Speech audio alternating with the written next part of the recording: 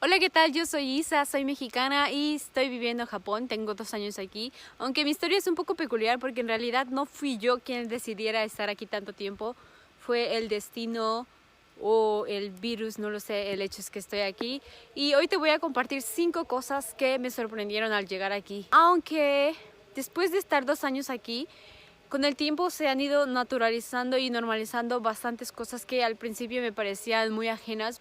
Y la verdad es que me costó un poquito de trabajo encontrar esas 5 cosas, pero pensando en las experiencias que tuve, las recordé y empezamos. Antes de empezar, sí quiero aclarar que esto es nada más mi experiencia. No intento clasificar o juzgar entre si es bueno o malo. Es simplemente el llegar a un país completamente diferente, en este caso a México. Y claro que se deben de tener estos encuentros y desencuentros culturales, sociales. Entonces, empezamos. El número 1 son los baños. Y es que sí, el primer encuentro que recuerdo con la tecnología japonesa fueron los baños. Pues al llegar a Japón, que fue en Narita, el aeropuerto de Narita en Tokio, recuerdo que lo primero que hice al bajarme del baño fue... al bajarme del baño, no, al bajarme del avión fue buscar un baño. Y es que yo la verdad estaba muy nerviosa, todavía recuerdo los nervios porque sabía que enseguida me tocaba pasar con los de migración para tener la entrevista y que ellos decidieran si podía entrar o no a Japón. Entonces quería ir al baño antes de tener esta entrevista para quitarme un poco los nervios de encima. Y al momento de abrir la puerta, lo primero que encontré fueron como...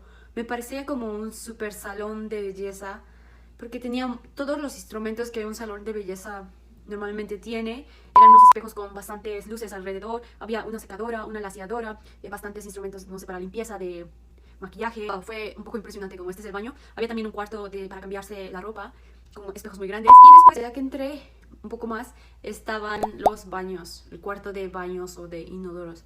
Entonces abrí la puerta y lo primero que vi fue un tipo robot. Me sorprendió, pero bueno, no era tan diferente a uno normal. Lo único que lo diferenciaba eran un montón de botones que tenían al lado izquierdo. Y bueno, ya me senté y lo primero que noté fue que estaba calientito. Y es que sí, los baños japoneses tienen temperatura, de hecho se puede ajustar para que cuando te sientes no te dé frío y te sientas cómodo para que disfrutes también, ¿no? El hacer tu necesidad. Bueno, eso fue lo primero que me sorprendió. Después no sabía qué botón tenía que aplastar. Entonces el botón que aplasté fue uno que tenía un dibujito de unas pompis. Y ahí fue mi mayor sorpresa porque empecé a escuchar como un sonidito de que algo, una máquina se estaba moviendo y de repente un chorro de agua vino hacia mí y me levanté rápido y un poco de agua alcanzó a salpicarme porque estos inodoros tienen un sistema de que cuando te levantas automáticamente se para, pero yo creo que me levanté tan rápido que ni siquiera di tiempo al robot para que se detuviera el agua. Fue muy poquito, pero sí me llegó a salpicar la cara. Y bueno, fue ahí en donde mi curiosidad por probar los botones creció. Entonces el primer botón que identifiqué fue el de las pompas.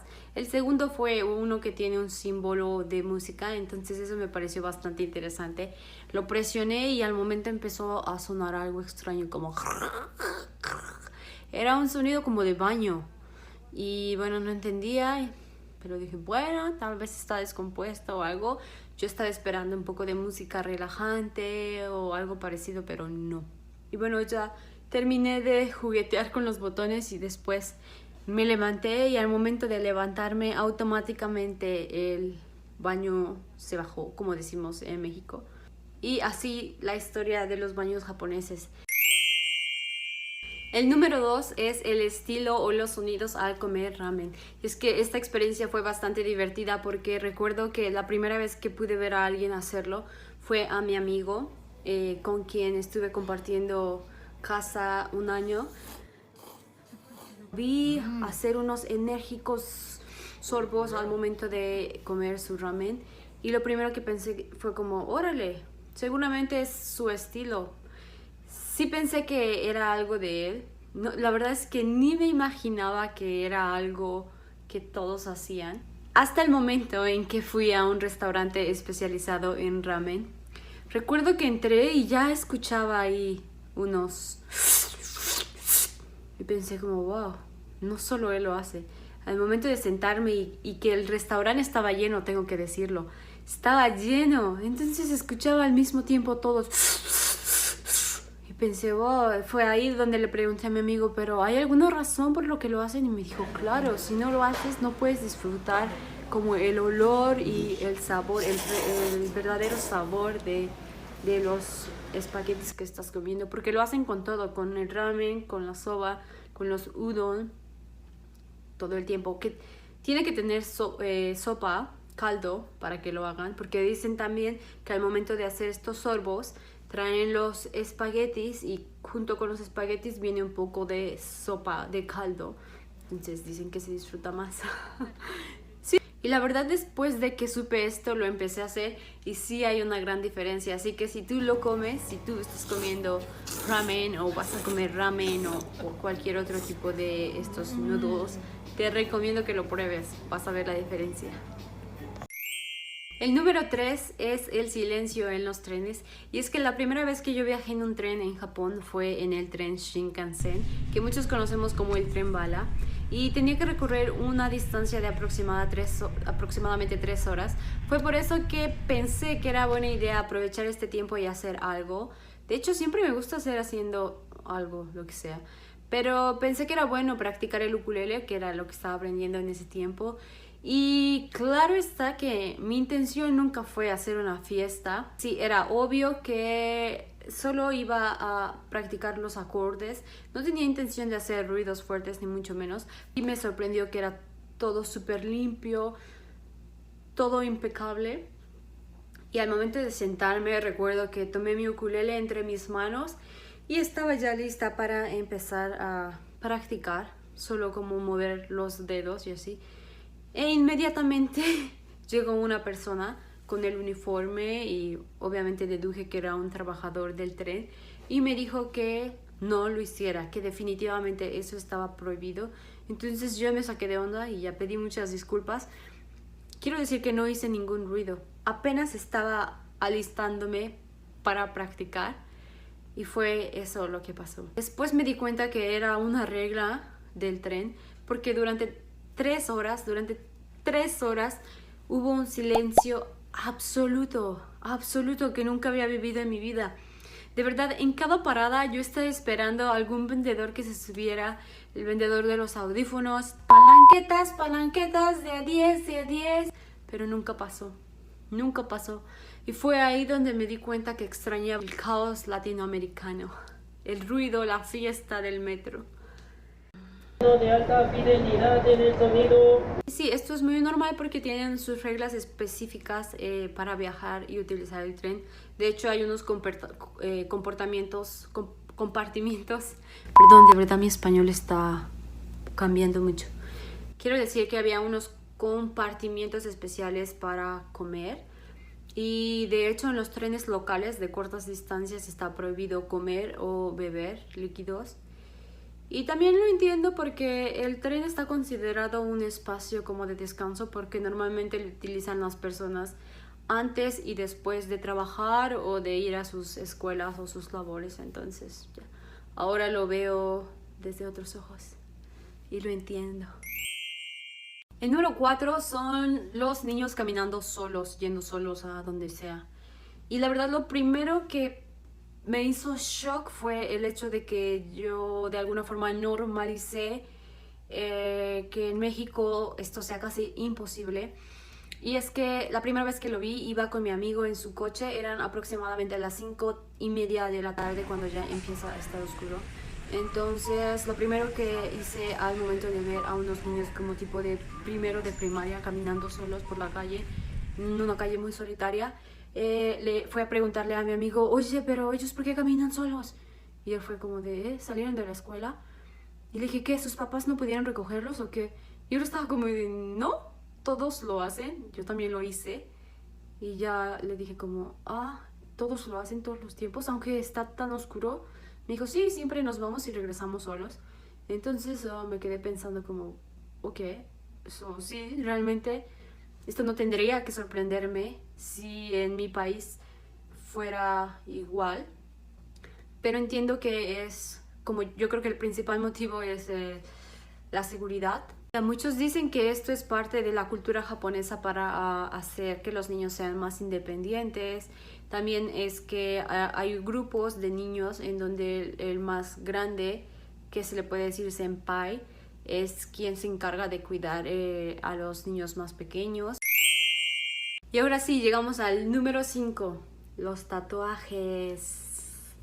Y es que la verdad es que yo tengo bastantes experiencias con este tema en Japón, pero hoy les voy a compartir la primerita. Yo sé que muchos saben que en Japón existen los onsen, que son los baños de aguas termales, en donde se comparte la misma alberca piscina del agua termal y todos nos bañamos desnudos. Bueno, mujeres con mujeres y hombres con hombres. Claro que hay mixtos, pero no se ve tanto. Entonces recuerdo estar en un pueblito chiquito al noroeste de Japón. Un pueblito tradicional, sí. Y en ese tiempo yo no leía los kanji. Sigo sin leerlos, solo algunos. Entonces me perdía de mucha información. Y ahí fue un momento importante porque en la entrada de este centro, de este onsen, había un letrero que decía que la entrada a personas con tatuajes estaba prohibida. Sí, que personas con tatuajes no podían entrar. Y lo digo 2 veces para que quede claro, porque en su momento a mí no me quedó pagar mi entrada, que fueron aproximadamente 500 yenes, lo recuerdo bien. 500 yenes son como 100 pesos mexicanos. Pagué mi entrada, fui al cuarto de cambiarse, de quitarse la ropa y después entré al baño, al cuarto de baño. Cuando entré, alcancé a ver algunas personas, en su mayoría abuelitas, personas de la tercera edad. Y ya cuando se entra ni se saluda ni nada, entonces yo hice lo que es normalmente o lo que siempre hacía. Empecé a lavarme mi cuerpo porque hay que limpiarse el cuerpo antes de entrar a la piscina, al onsen. Y después de terminarme de limpiar el cuerpo, me sumergí y me sentía tan bien, tan cómoda y tan feliz. Pero esta felicidad terminó así, puesto que después de unos segundos de haber entrado, sí pude observar que las personas me estaban viendo como muy directamente y vi que una de ellas salió y parecía, o pude sentir la energía, ¿no? El ambiente la sentía como tensa o molesta, creo que molesta es la palabra. Y después de unos minutos vino una trabajadora a decirme que tenía que salirme. Entonces yo no entendía muy bien lo que estaba pasando, pero el problema fue que la persona que estaba enfrente de mí se sintió incómoda por mis tatuajes. Y en su momento me pareció bastante absurdo porque no entendía muy bien el contexto. Hasta que después, hablando con amigos, les conté mi experiencia y me contaron que sí, que efectivamente los tatuajes en Japón no son muy agradables, que digamos. Y es que a partir del siglo 710 después de Cristo, en Japón empezaban a tatuar a las personas que cometían algún crimen en la cara para así poderlos identificar fácilmente. Y este significado de criminalidad, de crimen, fue asociado con los tatuajes y hoy en día sigue vigente en la mayoría de las localidades más chiquitas. De hecho, en Tokio también escuché por voz de amigos que hay muchos lugares en donde sigue prohibido y yo, como les dije, he tenido un montón de experiencias por esto. Es algo que está y que también creo que es importante entender el contexto para no sacarse de onda. Ahora, más específicamente, está asociado a la mafia que lo llaman yakuzas. Y he escuchado muchas veces, ¿no?, que este es el motivo. Y también es verdad que hay un montón de limitaciones, ¿no?, en cuanto a trabajo, pues en el ámbito laboral. También he recibido, o sea, literal rechazo solo por el hecho de tener tatuajes, aunque sea extranjera. Pero también es verdad que en muchos otros lugares no es importante, o sea, ni siquiera se ocupan en saber si tienes tatuajes o no. Y bueno, es dependiendo. Yo ahora la verdad es que lo respeto. Ahora sí terminamos con este conteo. Muchas gracias por ver este video. Cuéntame por favor si por lo menos fue interesante para ti o si te parece que esto debería de sorprender o no, o si has venido a Japón, si tuviste alguna experiencia, me encantaría saber también. Y gracias. Matane. También aprovecho para decirte que te suscribas a mi canal. Estaré compartiendo un montón de mis viajes que tuve de mochilera en Japón. Entonces si te interesa, suscríbete y compártelo con tus amigos.